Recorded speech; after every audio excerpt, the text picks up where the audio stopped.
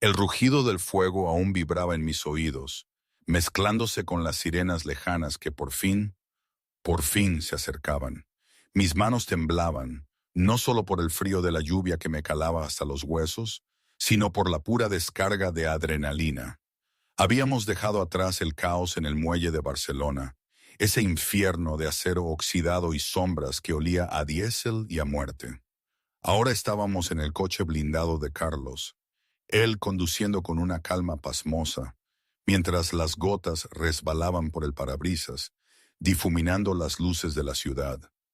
A mi lado la respiración de Carlos era la única constante, un ancla en la tormenta.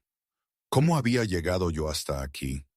¿Una camarera del barrio gótico, metida hasta el cuello en una guerra de mafias? No lo sé. Realmente, aún no lo asimilo del todo. Recuerdo que hace apenas unos días, o quizás semanas, el tiempo es un concepto tan extraño ahora. Mi mayor preocupación era llegar a tiempo al Paraíso Dorado. Ese restaurante donde el oro falso y las miradas falsas se encontraban. Esa noche, cuando todo empezó, la lluvia en Barcelona no lavaba nada. Solo hacía que la mugre de sus callejones fuera más resbaladiza. Apenas noté el aguacero mientras corría hacia la entrada trasera de ese sitio ostentoso. Las 7:05 de la tarde.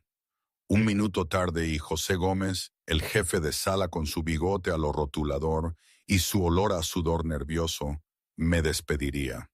Y si José me despedía, no podría pagar el alquiler, lo que significaba volver a las calles de El Raval, un lugar al que le había prometido a mi madre moribunda que nunca regresaría. Llegas muy justa, Ríos, siseó José, en cuanto irrumpí por las puertas de la cocina. Siempre con esa voz que te hacía sentir que estabas haciendo algo terrible solo por respirar. Lo siento, señor Gómez. El metro se detuvo en paralel. Jadeé, atándome el delantal con una velocidad que la práctica me había dado. Me alisaba la falda negra, comprobaba mi camisa blanca en busca de pelusas, me recogía el pelo oscuro en un moño severo. No podía permitirme ni un solo error. El metro me da igual, me importa la mesa 1, dijo José, y su voz bajó a un susurro aterrorizado. La cocina se quedó en silencio. Los chefs se dejaron de picar. Los lavaplatos dejaron de fregar. Incluso el vapor de las ollas parecía detenerse. ¿La mesa 1? ¿Vienen? Pregunté, sintiendo un nudo frío en el estómago. Sabía lo que eso significaba. La mesa 1 no era solo una mesa, era un aviso. Él viene, dijo José, secándose la frente con un pañuelo. Carlos Vargas, y trae a ella. Un escalofrío colectivo recorrió al personal.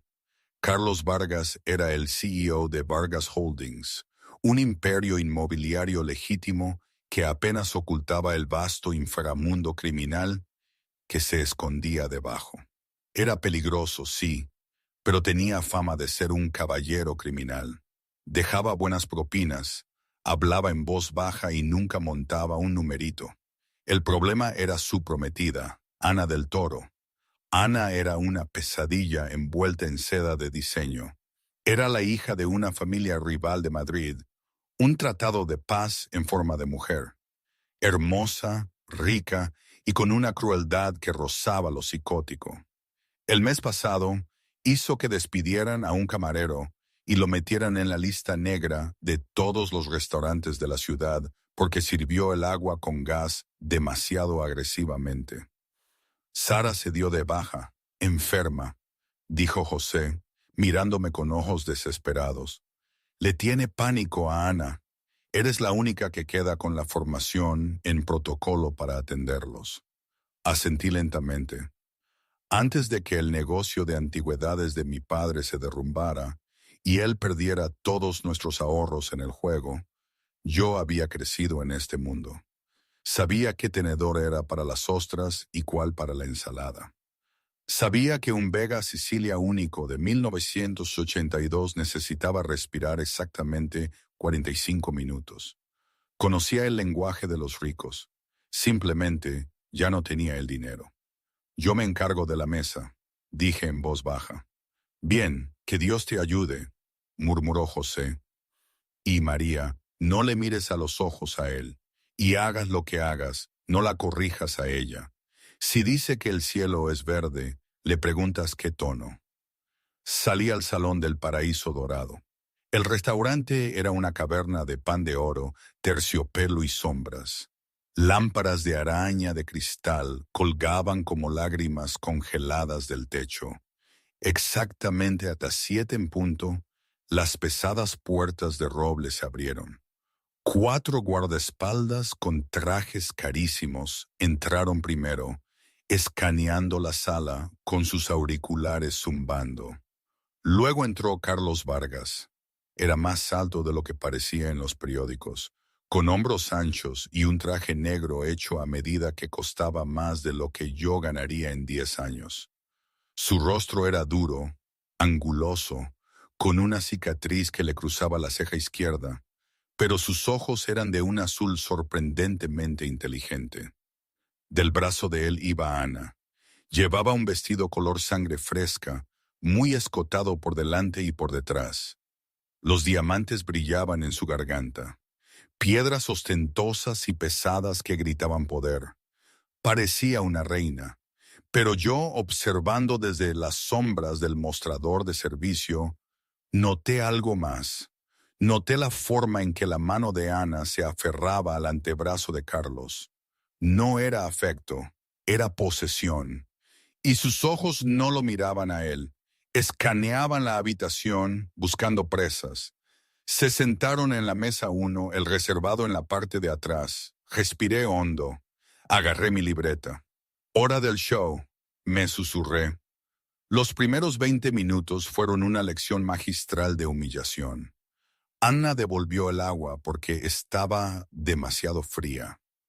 Devolvió la cesta de pan porque la corteza era demasiado rústica. Chasqueó los dedos hacia mí como si fuera un perro callejero. Carlos se sentaba en silencio, deslizando el dedo por algo en una tablet segura. Parecía aburrido, o quizás simplemente resignado. Apenas miró a Ana y no me había mirado a mí ni una sola vez. Disculpe, dijo Ana, con una voz como cristales rotos. Levantó su copa de vino. Pedí el Barolo del 96. Esto sabe a vinagre. ¿Me ha servido el vino de la casa, pequeña estafadora? Me congelé. Yo misma había abierto la botella en la mesa. Era una botella de 4.000 euros. Le aseguro, señorita del Toro, que ese es el Barolo, dije, manteniendo la voz firme. ¿Puedo traer el corcho para su inspección? Ana se rió, un sonido áspero y diminuto. ¿El corcho? ¿Crees que quiero ver un trozo de basura? Quítamelo, tráeme otra botella, y si esta también está mala, te quedas sin trabajo. Ana, dijo Carlos. Su voz era un gruñido bajo, profundo y suave. No levantó la vista de su tablet. El vino está bien. Para allá. Los ojos de Ana se estrecharon. Desvió su veneno de mí a Carlos. ¿Ahora defiendes a la servidumbre, Carlos? ¿Es ella tu tipo? Parece una rata mojada. Me mordí el interior de la mejilla con tanta fuerza que sentí sabor a cobre. Tomé la copa. Decantaré una botella fresca inmediatamente, señorita. Cuando me giré para irme, Ana golpeó accidentalmente su bolso de mano fuera de la mesa. Cayó al suelo, derramando lápiz labial y un espejo de bolsillo. ¡Uy! Ana sonrió con suficiencia. Recógelo. Me detuve. Era camarera, no sirvienta personal, pero necesitaba este trabajo. Necesitaba las propinas. Me agaché, recogiendo los objetos. Cuando fui a buscar un tubo de lápiz labial plateado, el tacón de Ana bajó, pisando mi mano. Jadeé, retirando la mano. Un dolor punzante me recorrió los dedos. ¡Torpe!, se mofó Ana. Carlos por fin levantó la vista. Dejó la tablet. Sus 2 ojos azules se clavaron en Ana, luego se dirigieron a mí, que me sostenía la mano palpitante. Por un segundo, vi algo parpadear en su mirada. No pena, sino ira. ¿Estás bien?, me preguntó Carlos. Era la primera vez que me hablaba directamente. Estoy bien, señor, dije, poniéndome de pie rápidamente, escondiendo mi mano temblorosa detrás del delantal. Iré a buscar el vino. Me retiré a la cocina, con el corazón martilleando contra las costillas. Mis dedos estaban rojos e hinchados. Es un monstruo, susurró José, observando desde el pase. Aguanta el plato principal, María. Solo el plato principal. Respiré hondo. Había estudiado química en la universidad antes de que el escándalo de mi padre nos arruinara. Sabía cómo analizar las cosas. Sabía cómo fijarme en los detalles. Y al repasar la interacción en mi cabeza, algo no encajaba. Ana estaba actuando aterrorizada. Sí, me estaba acosando, pero debajo de la crueldad, las manos de Ana temblaban. Sudaba a través de su pesado maquillaje. No dejaba de mirar su reloj. No solo estaba siendo una diva, estaba ganando tiempo. Estaba tratando de distraer a Carlos. ¿Por qué? Cogí la bandeja para el plato principal. Carlos había pedido un solomillo poco hecho. Ana había pedido lubina. Volví a salir. Me acerqué a la mesa con la gracia de una equilibrista. Sus entrantes, dije, colocando los platos. Por fin, resopló Ana. Cogió su tenedor y fue entonces cuando lo vi. Era un pequeño detalle, un detalle minúsculo, casi invisible, pero para una chica que había pasado su infancia en tiendas de antigüedades analizando punzones de plata, era tan ruidoso como una sirena. Ana no estaba comiendo. Sostenía el tenedor en su mano izquierda, pero no se llevaba la comida a la boca. Estaba usando las puntas del tenedor para rascar algo en el lateral de su copa de vino. Un rascado rítmico. Rascar, rascar, tocar, rascar. Hice una pausa, sosteniendo la jarra de agua. Ana miró a Carlos. Come, cariño. Debes estar hambriento. Carlos cogió su cuchillo para carne. No tengo hambre. Por favor, Ana insistió, su voz con un tono frenético. El chef lo preparó especialmente. Solo un bocado. Carlos la miró con recelo. ¿Por qué estás tan ansiosa porque coma, bella? Solo quiero que seas feliz.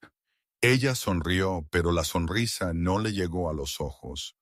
Carlos suspiró y cortó un trozo de la carne. Se llevó el tenedor a la boca.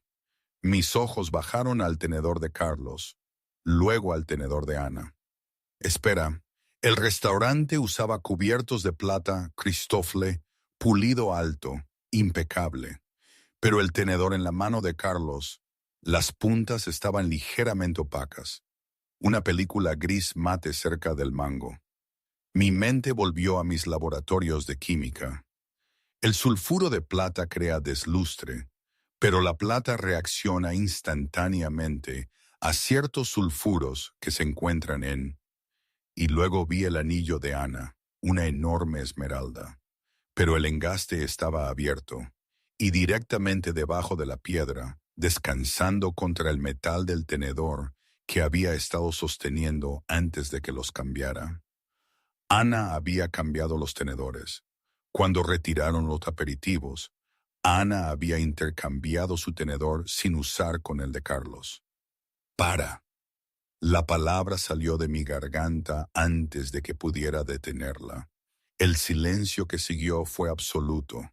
Carlos se congeló, el tenedor a 1 centímetro de sus labios.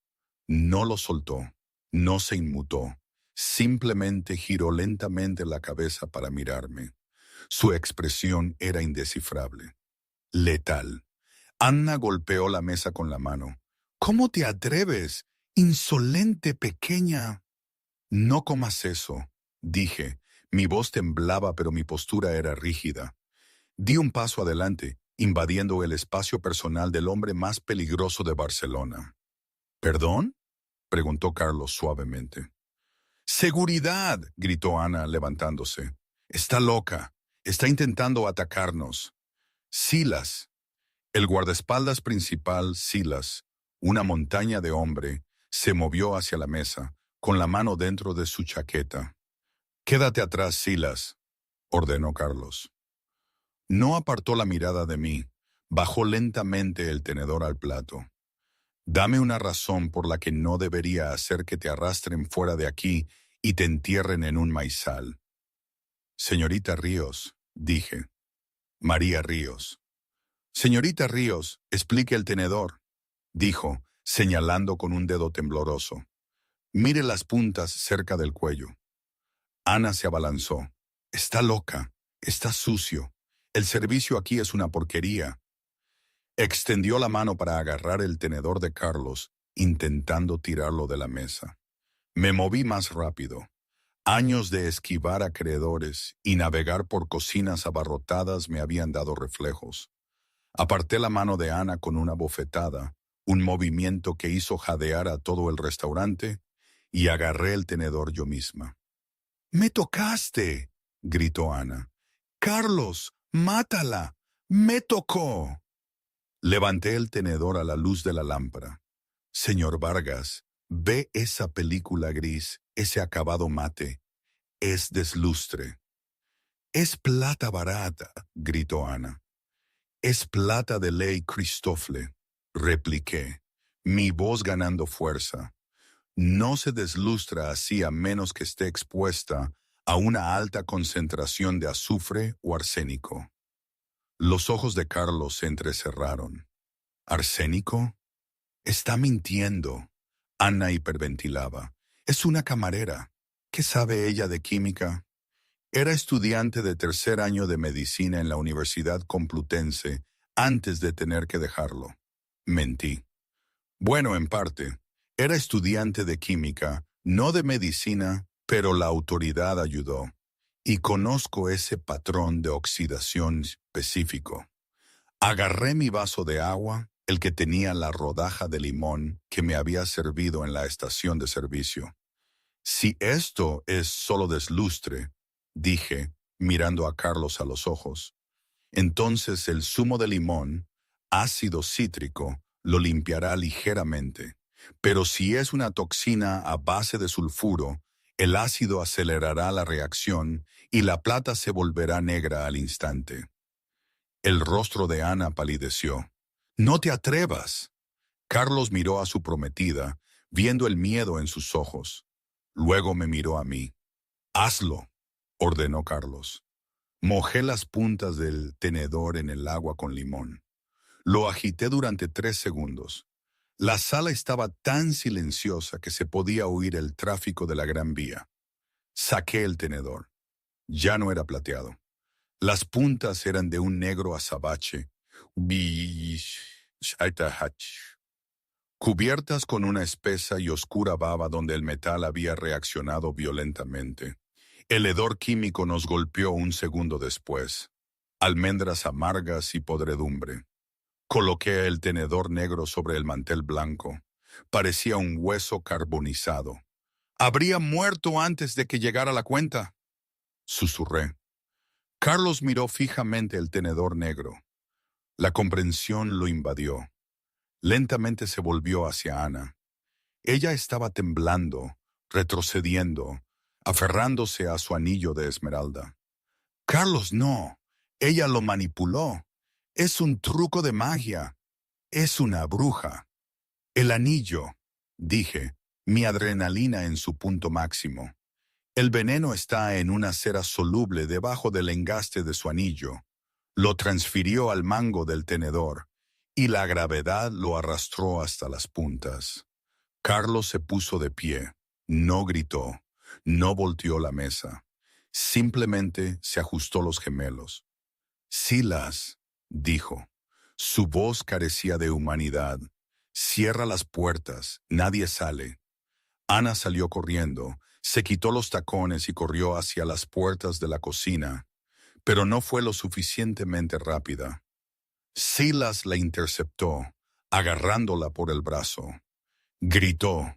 Un sonido salvaje y feo que destrozó la elegancia del paraíso dorado. «¡Suéltame! ¡Mi padre te matará! ¡Soy una del toro!», chilló. Carlos se acercó a ella, la dominó como un dios oscuro, extendió la mano y le arrancó el anillo de esmeralda del dedo. Lo sostuvo a la luz, inspeccionando la parte inferior. Vio el residuo, miró a Ana con disgusto. «Tu padre no es el problema, Bella. Soy yo», asintió a Silas. «Llévala al coche, al maletero». «No, Carlos, por favor». Hecho. Ana fue arrastrada, sus tacones raspando el caro suelo de parqué, dejando marcas que costarían miles de euros reparar. El restaurante estaba en silencio sepulcral. Todos los clientes miraban. Carlos se volvió hacia la mesa. Miró la carne envenenada. Miró el tenedor negro. Finalmente me miró a mí. Yo estaba allí, temblando ahora que la adrenalina se desvanecía, agarrando mi bandeja contra el pecho como un escudo. Carlos se acercó a mí. Estaba terriblemente cerca. Podía oler su colonia, sándalo y lluvia fría. «María Ríos», dijo, probando el nombre. «Sí, señor. Acabas de salvarme la vida. Yo solo no quería que muriera en mi turno, señor. El papeleo es terrible». Una comisura de la boca de Carlos se contrajo. Una sonrisa. «Dame tu mano», ordenó. Dudé, luego extendí mi mano, la que Ana había pisado. Estaba amoratada, morada y azul por los nudillos. Carlos tomó mi mano entre las suyas. Su agarre fue sorprendentemente suave, su pulgar rozando el moratón. Su piel estaba cálida. «Ella te lastimó», dijo con voz sombría.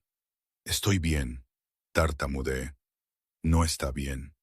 Soltó mi mano y metió la mano en el bolsillo de su chaqueta. Sacó una tarjeta negra de metal pesado. «No llevo efectivo, pero este restaurante, ¿quién lo posee?». «El señor Gómez lleva los libros, pero la propiedad es una sociedad de cartera», susurré, confundida. José apareció, sudando profusamente. «Señor Vargas, lo siento muchísimo. No tenía ni idea. Yo...». «Cállate», dijo Carlos sin mirarlo. Mantuvo sus ojos en mí. «Estás despedida». Mi corazón se detuvo. «¿Qué?». «Estás despedida», repitió Carlos. «Eres demasiado inteligente para servirle a idiotas». «Pero necesito este trabajo», dije, con lágrimas que me picaban en los ojos. «Usted no entiende. Tengo deudas». «Ya no», dijo Carlos. Se volvió hacia José. «Compro el edificio. A partir de este segundo, soy el dueño del paraíso dorado». José se quedó boquiabierto. «Señor, y mi primer acto como dueño», dijo Carlos, volviéndose hacia mí, «es ascenderte». «¿A qué?», pregunté, sin aliento. Carlos se inclinó, sus ojos azules perforando mi alma. «Mi catadora personal y mi consultora». «No quiero ser parte de su mundo, señor Vargas», dije, encontrando una columna vertebral que no sabía que tenía. «Sé quién es usted, sé lo que hace». Carlos sonrió entonces. Era una sonrisa real, peligrosa y encantadora. «Acabas de salvar al capo de la organización de Barcelona usando química de secundaria y un tenedor de ensalada. María, ya eres parte de mi mundo». Se dio la vuelta para irse, luego se detuvo. «Estate fuera en 5 minutos. Silas te llevará a casa. Prepara una maleta». «¿Preparar una maleta?», grité. «Ahora eres un objetivo, María», dijo Carlos por encima del hombro. «La familia de Ana querrá saber quién arruinó su golpe. Vienes conmigo». Y con eso salió a la lluvia. Me quedé en el centro del restaurante silencioso, el tenedor negro todavía sobre la mesa como un artefacto maldito. El viaje a la finca de Carlos fue una mezcla borrosa de ventanas cubiertas de lluvia y silencio sofocante.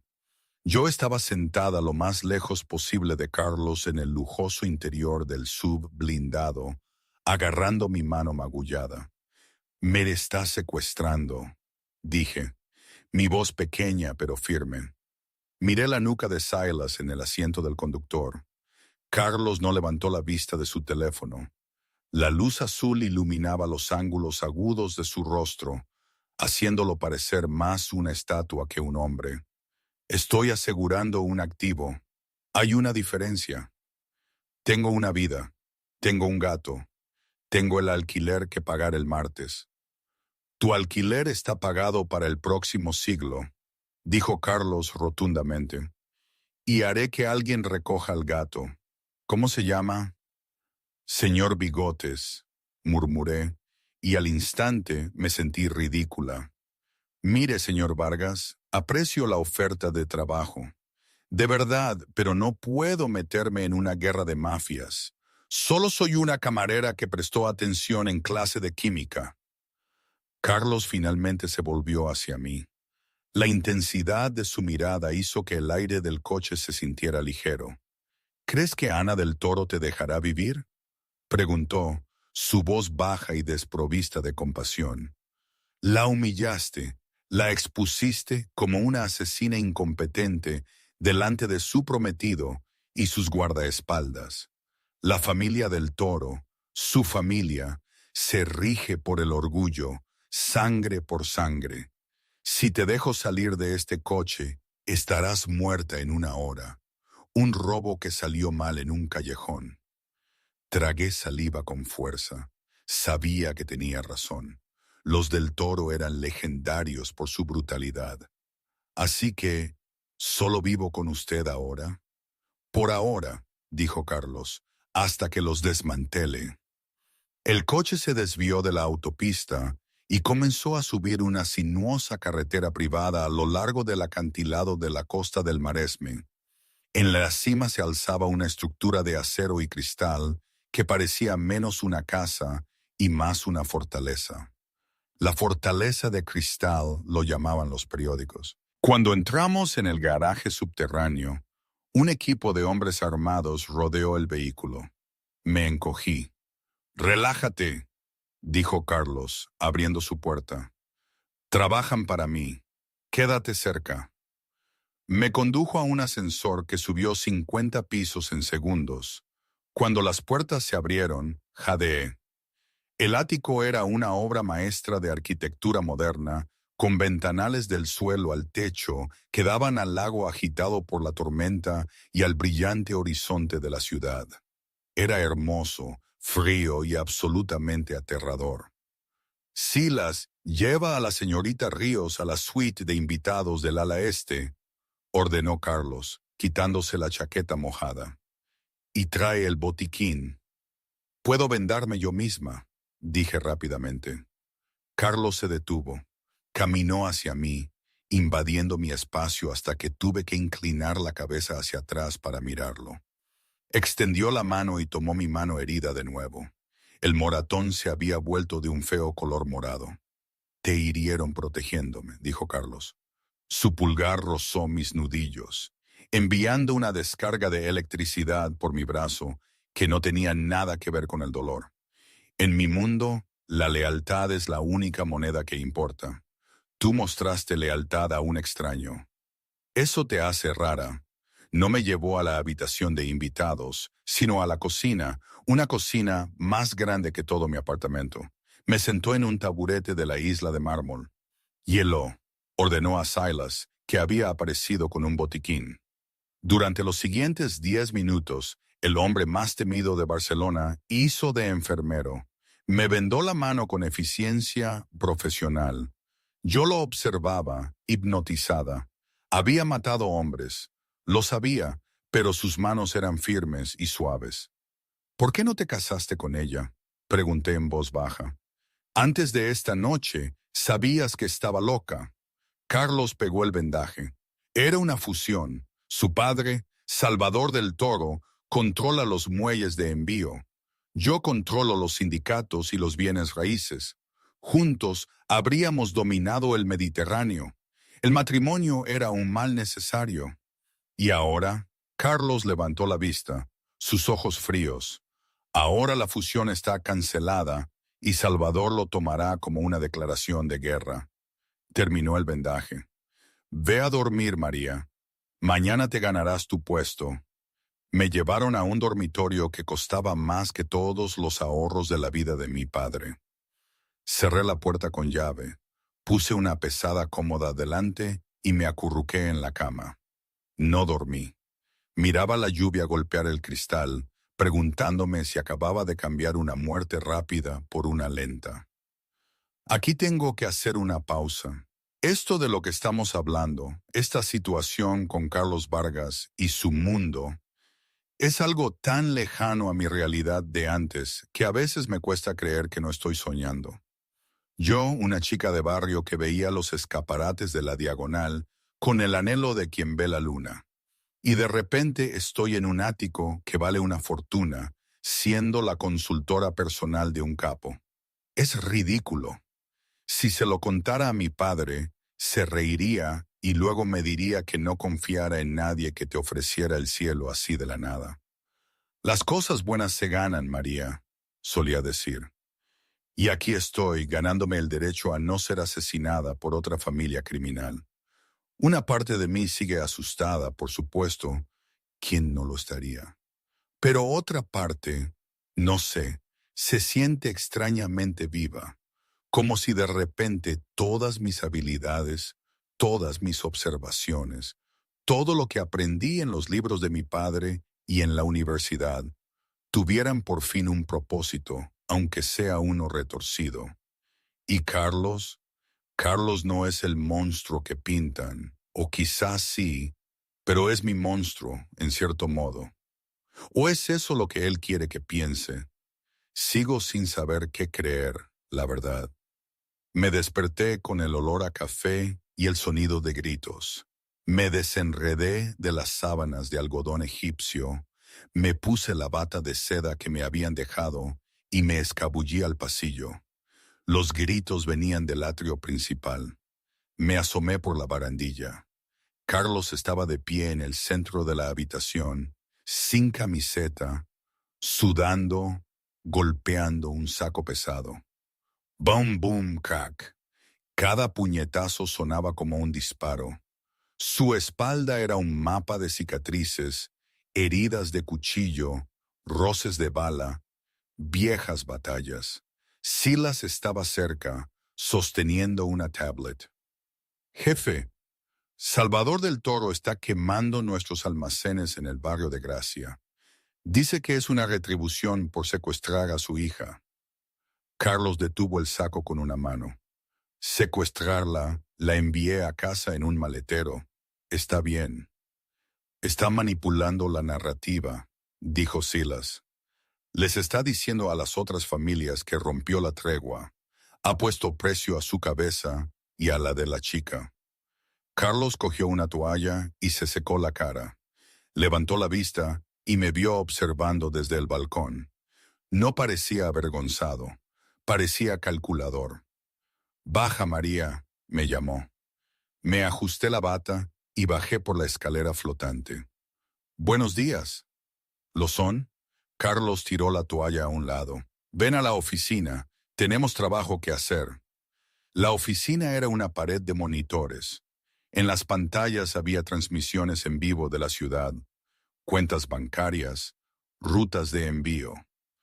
Dijiste que eras estudiante de química, dijo Carlos, sentándose detrás de un enorme escritorio de ébano.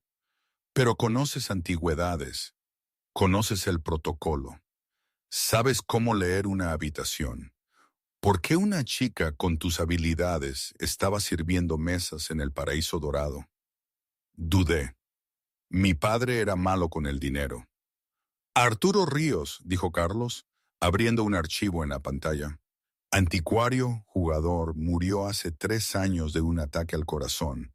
Te dejó una deuda de 250,000 euros. Me quedé fría. ¿Cómo sabe eso? Lo sé todo, dijo Carlos. Pero aquí está lo interesante, María. ¿Quién tenía la deuda de tu padre? Algunos usureros. Les pago 2.000 euros al mes solo para mantener los intereses bajos. Carlos pulsó una tecla.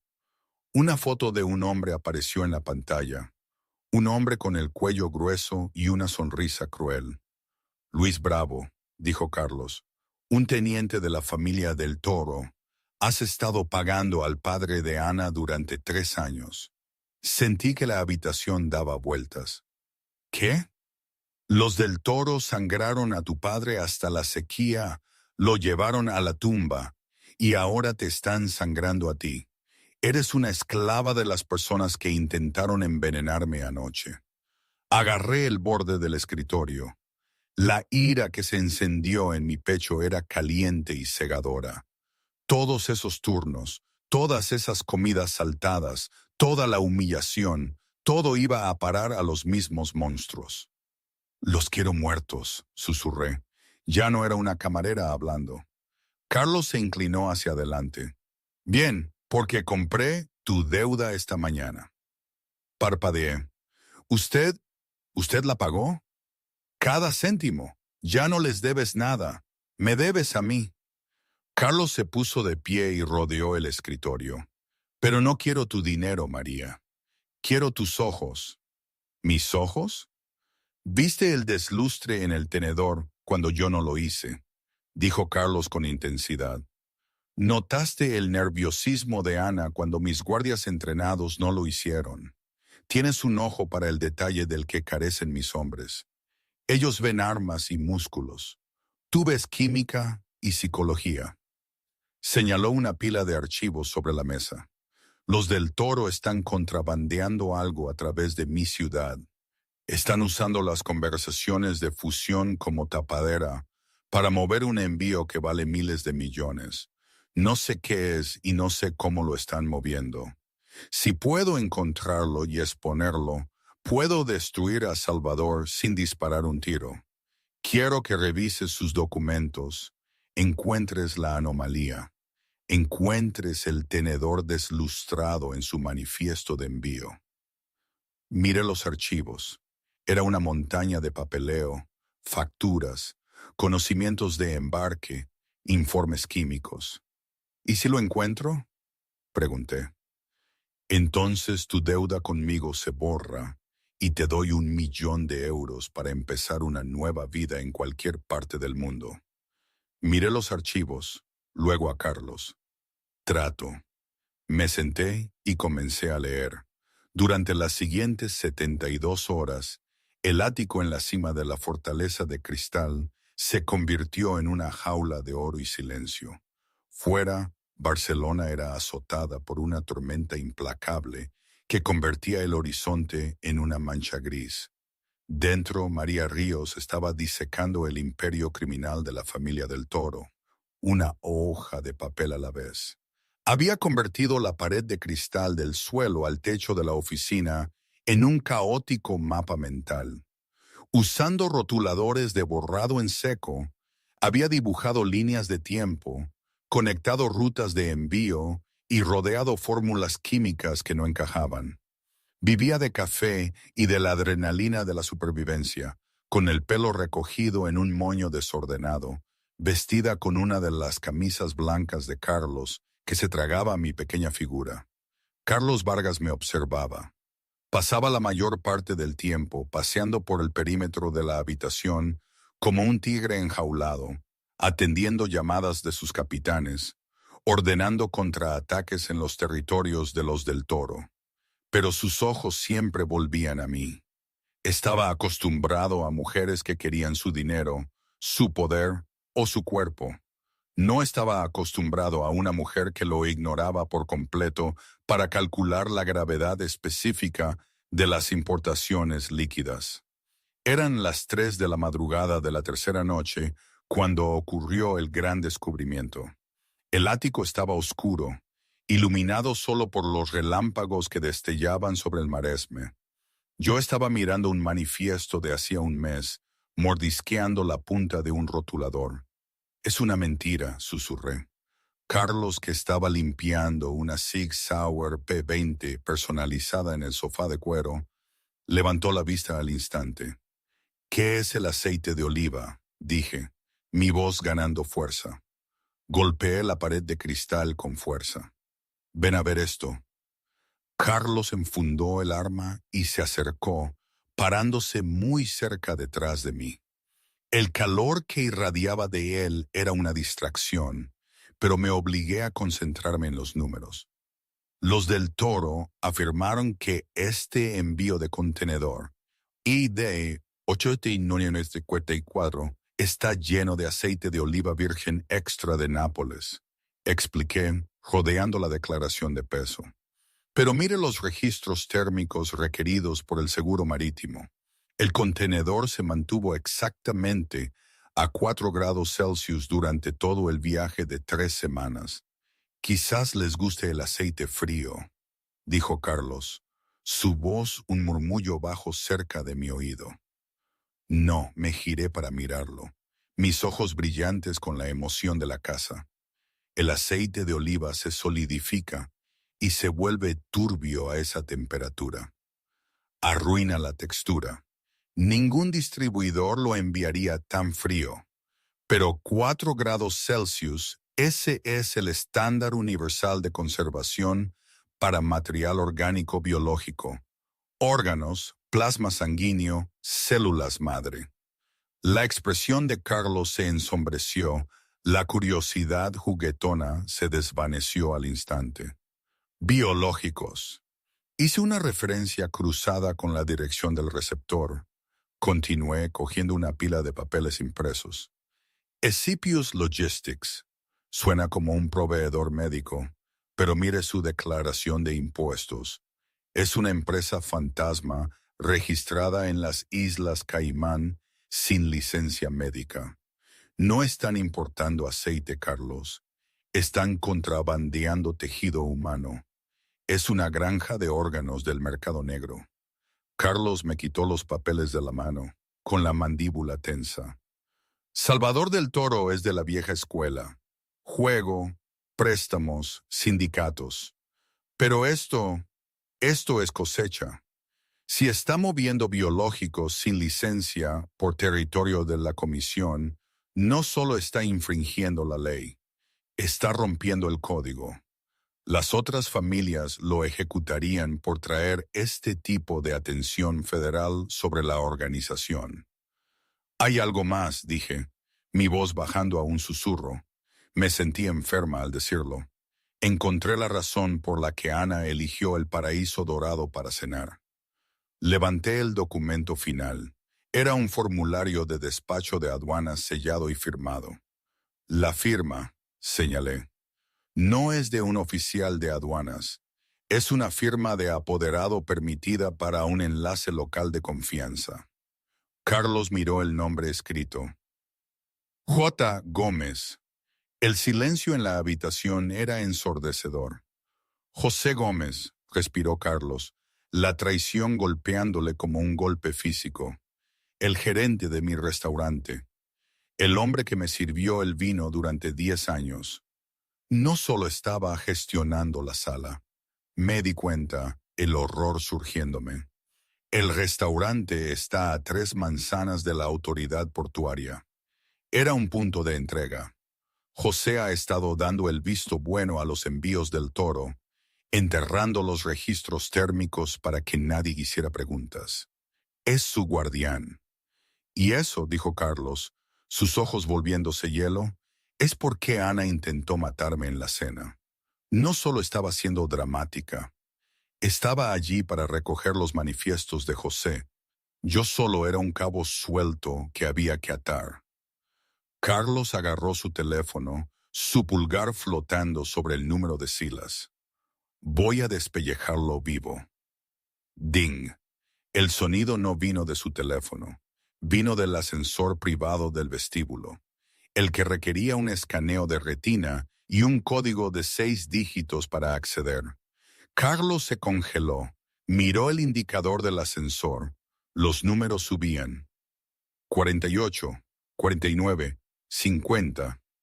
María, dijo Carlos, su voz aterradoramente tranquila. Ponte detrás del escritorio. ¿Quién es?, pregunté, retrocediendo. Silas habría avisado por radio, dijo Carlos, montando el seguro de su arma. José no solo firmó papeles. Le di códigos de acceso de emergencia al edificio cuando compré la escritura hace 3 días. Él los dejó entrar. Las puertas del ascensor no se abrieron. Explotaron. Una carga de C4 moldeada arrancó las puertas de acero de sus bisagras, enviando una onda expansiva de calor y metralla por todo el ático. La explosión lanzó a Carlos hacia atrás sobre el sofá. Grité cuando los ventanales del suelo al techo se hicieron añicos, lloviendo millones de diamantes de cristal de seguridad sobre el suelo de mármol. El viento y la lluvia de la tormenta exterior irrumpieron en la habitación al instante, haciendo girar los papeles en los que había estado trabajando en un ciclón caótico. «¡Despejado a la izquierda! ¡Despejado a la derecha!», gritaron voces desde el humo. Hombres con equipo táctico negro, con máscaras de gas, irrumpieron por el hueco del ascensor en llamas. «¡Carlos!», grité, gateando entre los cristales rotos. Carlos se puso de pie, la sangre goteando de un corte en la frente. Disparó 3 balas a ciegas hacia el humo. Un atacante cayó, pero el fuego de su presión obligó a Carlos a tirarse detrás del pesado escritorio de roble donde yo me acurrucaba.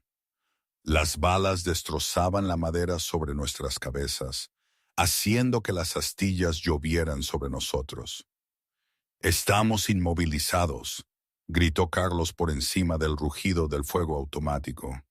«La entrada a la habitación del pánico está al otro lado de la habitación. No podemos llegar». «Nos van a flanquear», grité, agarrándole el brazo. Estaba temblando, pero mi mente seguía acelerada, analizando, calculando. «Me queda un cargador», gruñó Carlos. «Puedo con 2, quizás 3, pero hay al menos 6 de ellos». Una granada rodó por el suelo, deteniéndose a unos 3 metros. Era una granada aturdidora. Bang. La luz blanca fue cegadora, seguida de un zumbido agudo en los oídos. Carlos gimió, sacudiendo la cabeza para despejar la desorientación. Los pasos se acercaban, botas pesadas crujiendo sobre el cristal. Miré desesperadamente a mi alrededor. Necesitaba un arma. Necesitaba una reacción. Mis ojos se posaron en el minibar integrado en la estantería detrás de nosotros.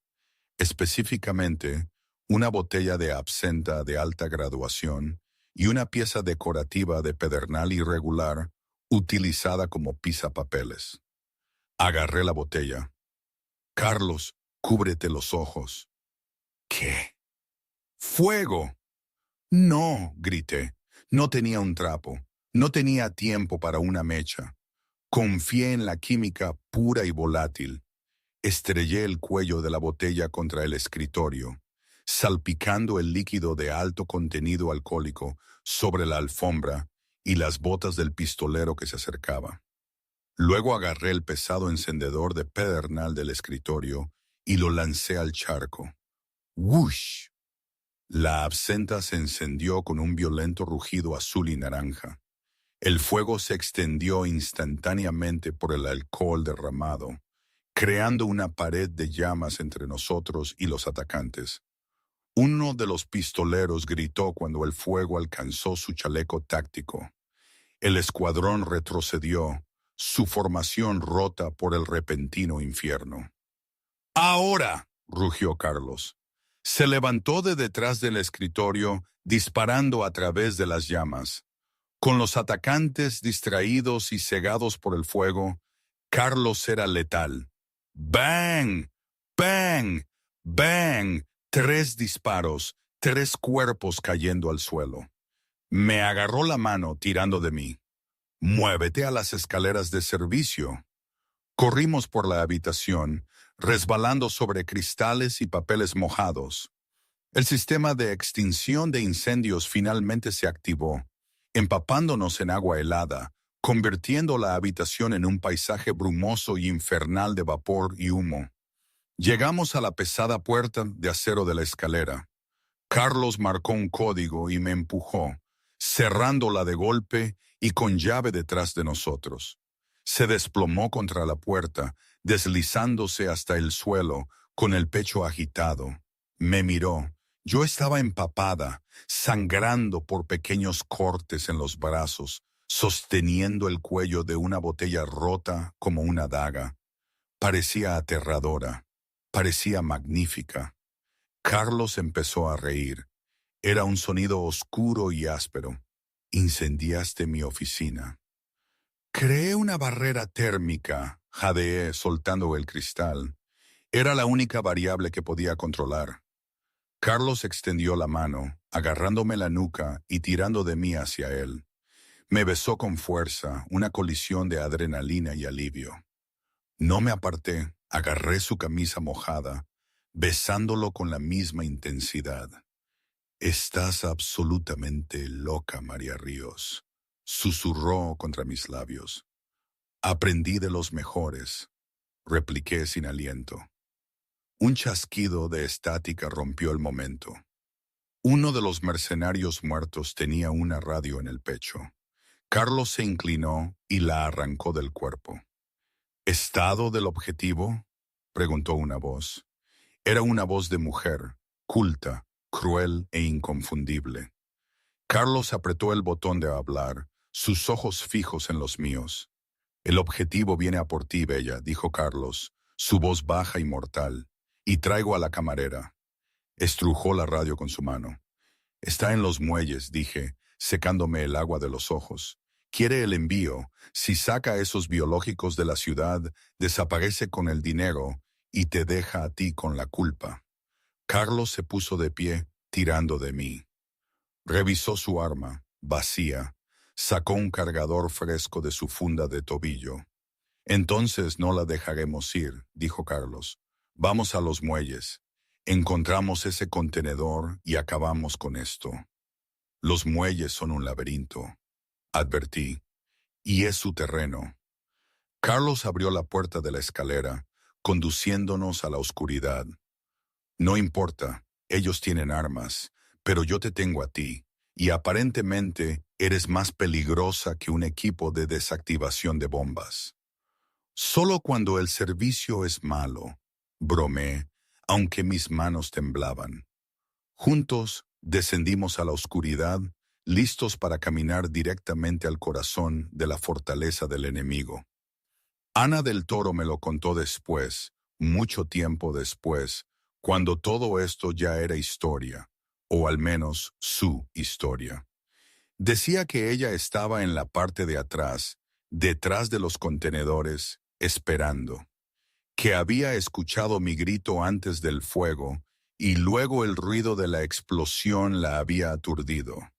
Para ella, yo no era la heroína de la historia, sino una molesta piedra en el zapato que estropeó sus planes cuidadosamente trazados.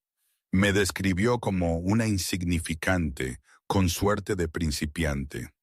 No creo que alguna vez me perdonara que la hubiera expuesto así, o que hubiera desbaratado lo que para ella era una victoria asegurada.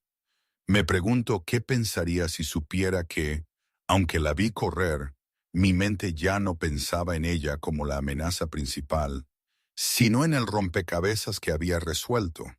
Para ella era una derrota personal. Para mí era un paso hacia la libertad y, paradójicamente, una inmersión aún más profunda en este nuevo caos. Los muelles de Barcelona a las 2 de la madrugada eran un paisaje desolado de acero oxidado y sombras profundas, con olor a diésel y pescado podrido. La tormenta había convertido el patio de carga en un laberinto fangoso. La berlina blindada de Carlos, ahora conducida por un Silas de rostro sombrío, se desplazaba en silencio entre imponentes pilas de contenedores de carga. Buscamos la sección G. Fila 4, dije, mis ojos pegados al manifiesto robado en el teléfono de Carlos. La luz azul iluminaba mi rostro, manchado de hollín por el incendio del ático. Contenedor número MSCU 88234, Esa es la unidad refrigerada principal. Carlos revisó el cargador de su pistola recién cargada. ¿Estás segura de que es este? La firma química coincide con el consumo de energía, dije, tocando la pantalla. Está consumiendo 3 veces la energía de una unidad refrigerada estándar. Lo que sea que haya dentro necesita mantenerse muy, muy frío. Estaciona aquí, le dijo Carlos a Silas. Estaban a unos 50 metros de la fila 4. La lluvia caía con más fuerza ahora, picándonos la cara al salir del coche. Carlos se movía con la letalidad silenciosa de un depredador, indicándome que me quedara pegada a él. Caminamos por los cañones de metal. Encontramos la fila 4. Un generador zumbaba ruidosamente cerca, alimentando una hilera de contenedores refrigerados blancos. Ese es, susurré, señalando el contenedor del final. El número de serie coincidía. Carlos se acercó al pesado mecanismo de cierre. Está sellado con un candado biométrico, dijo. Tecnología de Luca. Déjame ver, dije, empujándolo. Examiné el candado digital. No es solo biométrico, tiene un detector químico redundante. Si intento perforarlo, libera un gas corrosivo. ¿Puedes saltártelo?, preguntó Carlos, escaneando el perímetro. Me mordí el labio. Mi mente volvió a los laboratorios de química orgánica. Los detectores suelen estar calibrados para detectar nitratos de explosivos o calor de sopletes. Si uso algo súper enfriado, podría congelar el sensor antes de que se active. Miré a mi alrededor desesperadamente. Mis ojos se posaron en una pequeña válvula de drenaje en la parte inferior de la unidad de refrigeración. Dame tu cuchillo, exigí. Carlos me entregó un cuchillo de combate sin dudarlo. Me arrodillé en el barro. Usé la punta del cuchillo para aflojar la válvula de la línea de refrigerante del contenedor. Un silbido de gas presurizado escapó. Nitrógeno líquido y refrigerante de amoníaco. Cuidado, advirtió Carlos. Eso te quemará la piel. Usando la manga de la camisa de Carlos, que me quedaba enorme, como protección, dirigí el chorro de gas helado directamente al candado biométrico. El metal gimió y se volvió blanco helado. La pantalla digital parpadeó y murió. Destrocé el candado congelado con la empuñadura del cuchillo. Se rompió como cristal. Carlos tiró de la pesada palanca y abrió las puertas. Una nube de niebla helada salió rodando. Cuando se disipó, vimos el interior. No era aceite de oliva, parecía un laboratorio móvil de alta tecnología. Hileras de tanques de acero inoxidable con ventanas de cristal recubrían las paredes, todos burbujeando con un líquido azul translúcido. Dentro del líquido, suspendidas en estasis, había docenas de formas innegables, formas humanas, fetos. Me llevé la mano a la boca, nauseabunda. Oh, Dios mío, ¿qué están haciendo? Carlos entró, su rostro una máscara de pura furia. Miró un portapapeles que colgaba cerca de la puerta. Cosecha ilegal de células madre, escupió Carlos. No solo están contrabandeando biológicos, están gestionando una granja del mercado negro, vendiendo tejidos cosechados a laboratorios de investigación sin licencia en el extranjero. Esto es repulsivo incluso para Salvador. Si la comisión se entera de esto, susurré horrorizada, no solo lo matarán, borrarán toda su línea de sangre. Exacto, dijo Carlos con frialdad. No necesitamos volarlo, solo necesitamos abrir las puertas y dejar que la ciudad lo vea. Clic. Unos potentes focos inundaron de repente el callejón con una luz blanca cegadora. Un noble sentimiento, Carlos. La voz de Ana resonó por el cañón metálico. Pero me temo que la visita ha terminado. Carlos y yo nos dimos la vuelta. De pie al final de la fila, flanqueada por 6 guardias armados, estaba Ana. Llevaba un abrigo blanco, impecable a pesar del clima, y sostenía un revólver de gran calibre.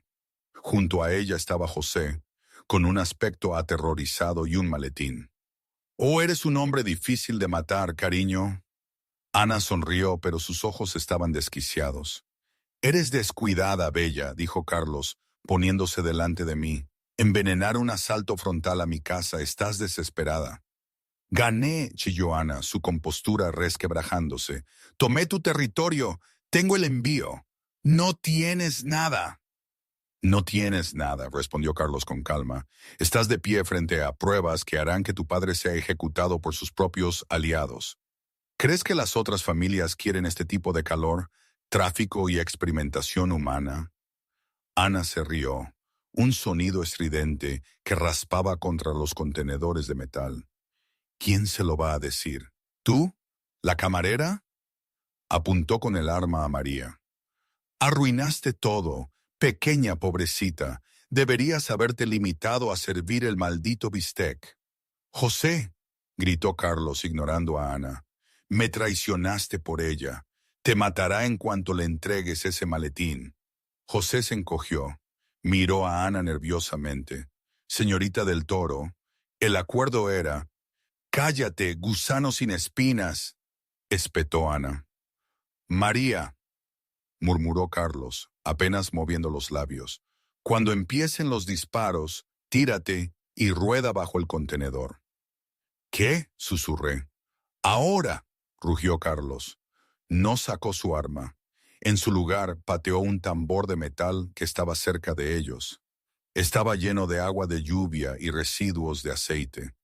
Salió volando hacia los hombres de Ana. Mientras los guardias esquivaban instintivamente, Carlos sacó su arma y disparó 3 tiros rápidos. 2 guardias cayeron. Ana gritó y disparó salvajemente. Una bala zumbó junto a la oreja de Carlos, chocando contra el contenedor de metal. Caí al barro y rodé bajo el chasis de la unidad refrigerada justo cuando las balas empezaban a destrozar el suelo donde yo había estado. El ruido era ensordecedor en el espacio confinado. Encima de mí, Carlos era un torbellino de violencia. Se movía de cobertura en cobertura, devolviendo el fuego con una precisión calculada. Silas había llegado con el coche, usándolo como escudo, añadiendo su propia potencia de fuego a la mezcla, pero estaban superados en número.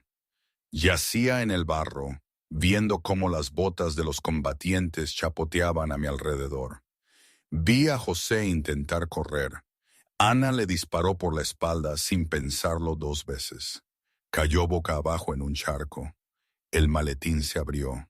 Billetes y pasaportes esparcidos por la lluvia. Ana avanzaba sobre Carlos. Sus guardias lo tenían inmovilizado detrás de una caja. Supe que Carlos iba a morir. No podía quedarme allí. Necesitaba un arma. Miré el chasis del contenedor refrigerado. Las líneas de refrigerante, las que había usado para congelar el candado, estaban justo encima de mi cabeza. El amoníaco es altamente inflamable bajo ciertas condiciones, especialmente cuando se mezcla con aire y una chispa. Me arrastré boca abajo hacia la unidad generadora que alimentaba el contenedor. Rugía, caliente y chispeaba por la lluvia. Agarré la gruesa manguera de goma del refrigerante que conectaba el generador con el contenedor. Tiré con todas mis fuerzas, pero estaba reforzada. Necesitaba algo afilado. Vi el cuchillo de combate de Carlos tirado en el barro donde lo había soltado. Me deslicé, lo agarré y volví gateando al generador. «¡Oye, princesa!», grité desde debajo del contenedor. Los disparos se detuvieron por un segundo. Ana miró a su alrededor, confundida. Clavé el cuchillo en la línea de refrigerante presurizado, justo al lado del motor chispeante del generador. Un chorro masivo de amoníaco y nitrógeno presurizado estalló, rociando directamente el bloque del motor caliente y expuesto del generador. La reacción fue instantánea. ¡Kaboom! Una bola de fuego masiva envolvió el final del callejón. La fuerza de la explosión levantó el contenedor de varias toneladas unos centímetros del suelo. Me acurruqué en una bola en el barro, protegiéndome la cabeza mientras el calor me quemaba la espalda y la metralla volaba sobre mí. Cuando el zumbido en mis oídos disminuyó, hubo silencio, salvo por el crepitar de las llamas. Salí gateando de debajo del contenedor, tosiendo. La explosión había derribado a todos. Los guardias restantes de Ana gemían en el suelo, quemados o aturdidos. Carlos se puso de pie, sacudiéndose los escombros de su traje arruinado. Me miró, con los ojos muy abiertos por la incredulidad. Y algo más, un profundo respeto. ¿Acabas de volar otro de mis bienes?, preguntó con voz ronca. Técnicamente, este pertenecía a los del Toro. Tosí, limpiándome el barro de los ojos. Miraron hacia donde había estado Ana. Ella estaba tirada cerca del borde de los muelles, su abrigo blanco chamuscado. Intentaba arrastrarse hacia su arma caída. Carlos se acercó y pateó el arma hacia el agua oscura del puerto. Ana lo miró, su rostro cubierto de hollín y odio. Hazlo, Carlos, mátame. Sé el monstruo que todos dicen que eres. Carlos la miró. La rabia había desaparecido de su rostro, reemplazada por una indiferencia gélida. Matarte es demasiado fácil, Bella, dijo Carlos, y es malo para el negocio. Sacó su teléfono. Había sobrevivido a la explosión. Tomó una foto del contenedor abierto con su espantoso contenido y otra foto de Ana tirada junto a él. Voy a enviar esto a la comisión, dijo Carlos. Ellos se encargarán de ti y de tu padre. Para mañana el nombre del Toro será borrado de los libros de historia. No estarás muerta, Ana. Serás una no persona. Sin dinero, sin aliados, sin ningún lugar donde huir. Ana gritó, un sonido de pura desesperación al darse cuenta de su destino. Era un destino mucho peor que una bala en la cabeza. Las sirenas aullaban en la distancia. La policía, finalmente alertada por la explosión. «Tenemos que irnos», dijo Carlos, extendiéndome una mano. Miré su mano. La mano de un asesino, sí, pero también la mano que había vendado la mía. La mano que me había sacado de una vida de deudas y miedo. La tomé. Se alejaron de los restos humeantes, dejando atrás las sirenas y la mujer que gritaba, desapareciendo en las sombras empapadas de lluvia de la ciudad que Carlos Vargas ahora realmente gobernaba. Y hoy, ¿qué te diré? A veces pienso que fue lo mejor que me pudo pasar, aunque suene a locura. Haber caído en el mundo de Carlos, ese vértigo constante, la sensación de estar siempre al borde de algo, pero también viva, útil y, ¿por qué no decirlo?, apreciada. Otras veces me entra un miedo gélido, una pregunta punzante. ¿Y si todo esto es un error?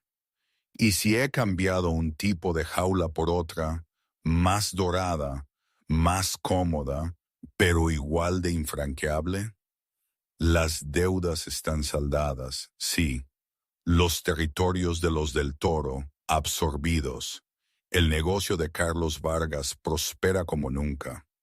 Ya no hay rastro del paraíso dorado.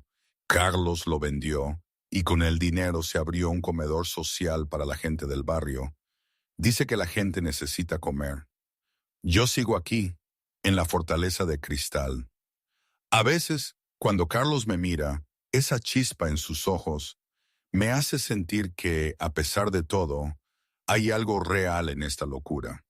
Sigo revisando contratos, analizando riesgos, encontrando anomalías. Me llaman la consultora. Y sí, todavía encuentro huecos y puntos ciegos que le ahorrarían millones en impuestos o en problemas más graves. Me roza el pelo detrás de la oreja con esa delicadeza que contradice todo lo que el mundo dice de él. Todavía hay quienes le temen en toda la ciudad, pero yo he aprendido que el rey de esta ciudad respeta a la mujer que sabe usar el tenedor adecuado. Es un respeto extraño, nacido de la supervivencia y de una química imprevista, pero es respeto al fin y al cabo.